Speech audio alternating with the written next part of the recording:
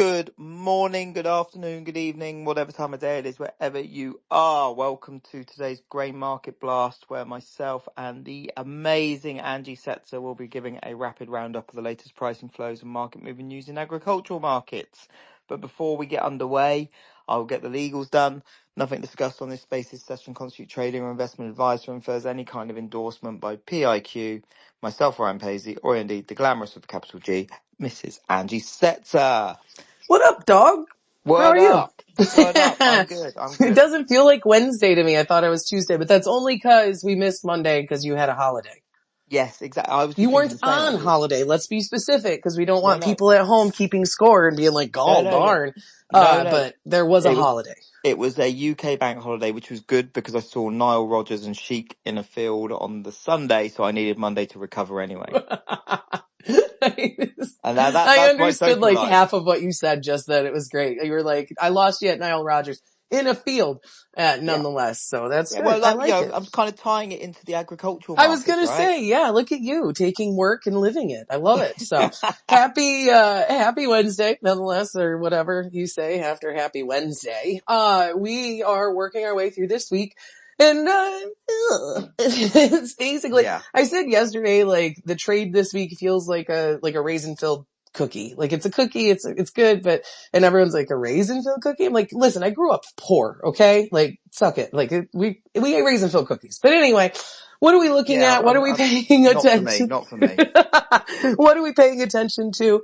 You know, most of it right now is all China all the time. Like that's really the only thing we've really are hyper focused on China demand. Are they going to buy beans? Are they not going to buy beans? How's tomorrow going to go? We do have a meeting between Greer and the high level, Chinese delegation. There's a lot of talk that soybean sales or soybean purchases, will be discussed. The Boeing jets will be discussed. And, you know, really China's kind of like, we'll buy your beans, once you remove the fentanyl purchase or, tariffs, right? Yeah. So it's really kind of how it feels right now.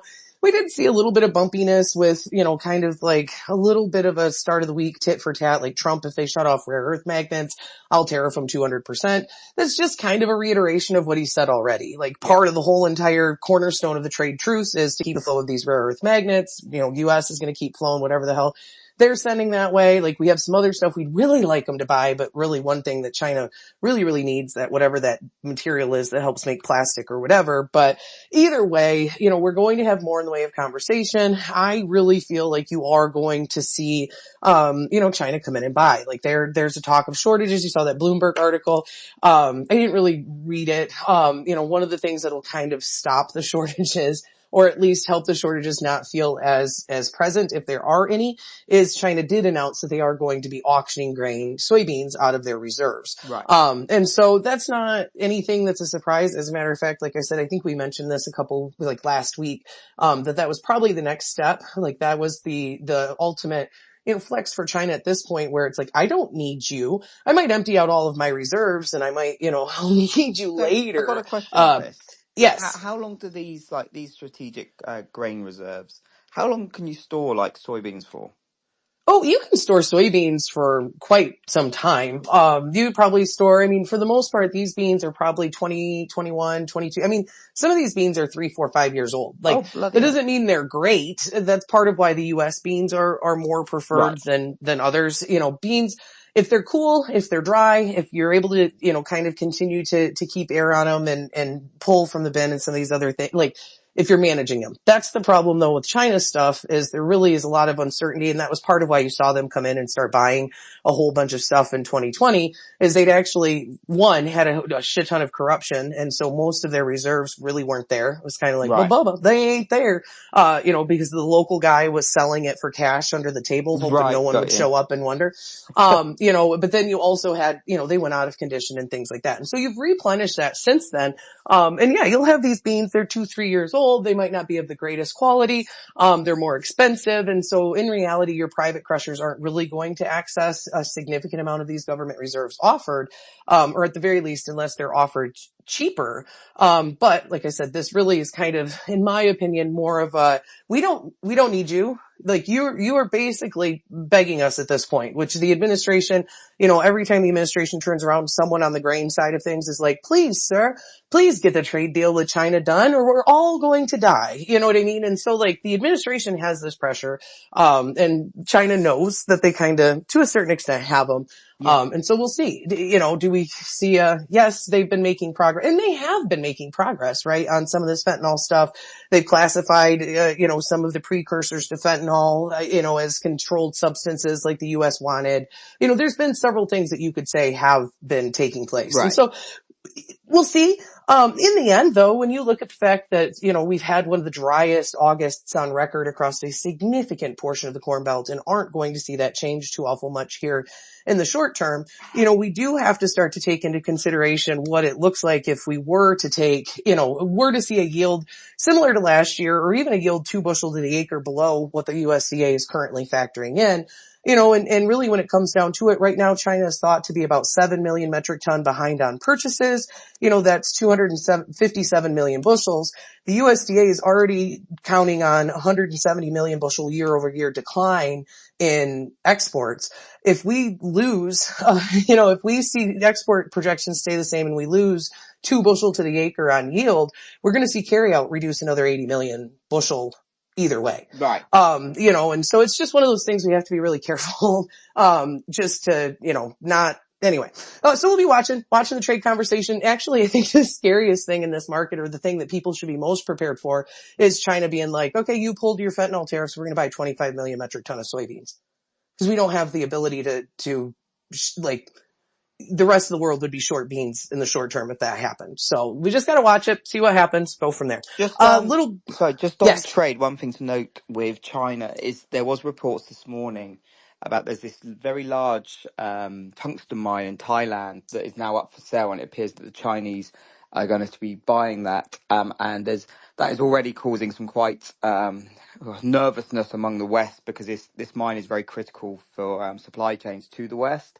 And we've already seen some Western officials apparently secretly been going over to this mine, trying to tap up like the management and stuff, trying to get some good feel for who's going to be getting their hands on it. So don't be surprised if in the coming weeks we see this new mine in Thailand being thrown into the mix and Trump start picking up on this, because obviously, as we know, rare earth magnets, etc., something that's very high on the list of things that we're going after. So it could potentially, I'm just flagging it because it could potentially be another, stone in the shoe going forward. So much fun. I love stones in the shoe. It's just great to watch. But yeah, then it'll be something. It'll probably end up similar to what our Panama Canal trade deals and some of these other things where, you're going to have private deals that have basically been struck, and people are going to say geopolitically, we'll see. Maybe Thailand will just end up taking a share or, a portion of the company. Anyway, I'm babbling. Next things. Talking of trade, a little birdie just told me this morning, and I'm waiting to see the headline drop. I haven't seen it yet, but I trust this birdie and its accuracy, that Vietnam is going to propose going to an E10 ethanol blend, starting January 1st, 2026. I am not a smart person. I don't have on the top of my head, who has what, for capable, on the production and all of that sort of thing. You know what I mean? From an ethanol production standpoint, but I do know that Vietnam's not a large producer of ethanol overall. So basically their trade ministry is proposing all gasoline for motor vehicles nationwide should be blended with 10% ethanol starting January 1st, 2026. Trade ministry's proposed roadmap also requires all gasoline for motor vehicles nationwide to be E15 by 2031. And so this is U.S. ethanol and corn imports is basically where this will source, or this will hit. And that's part of the trade conversation. You have seen these things. We've talked about this the other day. Vietnam buying U.S. corn versus Argentina is the flag that raises and says, okay, there has been, I know we love to say that, there's no China deal, there's no trade deals or whatever. But you are seeing, indications that we are getting this preferential treatment. It'll be interesting to see kind of how the EU, moves forward with this too. It looks like we will see, I mean, the biggest thing I'm going to say is that we're going to see a continuation of super strong ethanol demand because we're going to see a continuation of super strong ethanol exports. So even if we do hit this little blend wall that everyone loves to talk about in the US, when it comes to gasoline demand and 10%, though I do have it on good whatever, that the administration is going to try to do what they can to get E15 year round put through, yet still soon. A lot of the conversation about, well, if yields go down, then demand needs to go down because the ethanol number is laughable and the feed number is laughable and the export number is laughable or whatever. The ethanol number is not laughable if we continue to see growth to ethanol exports like we're seeing. We had thought we had a blend wall and the U.S. Grains Council and the RFA or whoever went out and became ethanol missionaries, and they've convinced the rest of the world that they need ethanol in their gasoline, and most of them are looking to source it from the U.S. And so there's something to pay attention to. And do you know Another what? thing of, And do you know what? yes. By you saying that, it's made me realise that I'm an idiot. It wasn't a mine in Thailand; it was a mine in Vietnam. So there we go. Vietnam. Oh, okay. So So interesting. it So all that might be ties part of the together. whole entire, that we're kind of still working on. Yeah. So we'll see how that all plays out, rocks and shoes and all the rest, but it does appear, like we're, there has been progress made in these trade deals. These Yeah. countries are looking to try to step up, and we can poo-poo them all we want to or whatever because we aren't seeing these big monumental China style purchasing agreements put in place like 2021. And like I said, there was a method to their madness too. They knew that they had nothing. The cupboard was bare. They were screwed. And so it worked politically for them to do what they did at the turn, post COVID. But the rest of the world at this point, China or not, like you're going to see EU take a lot of the soybeans. You're going to see, you're already seeing Egypt step up. Like there's a lot of global demand that's growing. And yeah, we're focused on China, but we've got to watch the rest of everything else. And that's really about it. I mean, most everything else is just focusing on, what developments do we see with China? What are we going to see as the combines get rolling? I had another co-op, crop tour basically, sent to me this morning that is, Central Illinois, co-op, Logan County, Macon County, Moultrie, Douglas, Champaign, and DeWitt.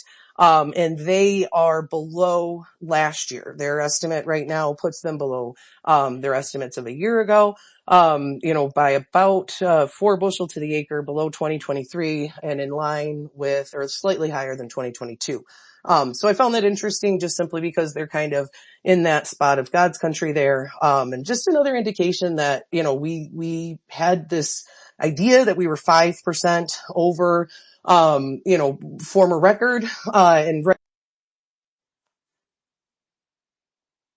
well, we're just not getting there. So that's it, I think, for the day. That's all I got for you. Awesome. Angie, thank you as always so much for giving us our update on the grain markets. Listeners, thank you so much for tuning in. Hope we've offered some values. Maybe even put a smile on your face when you hear about my weekend watching Nile Rodgers. I don't know. But whatever you're doing, if you're out in the field, stay safe. If you're in front of screens, keep it tight. And we'll see you all tomorrow. Much love. Have a good one, guys.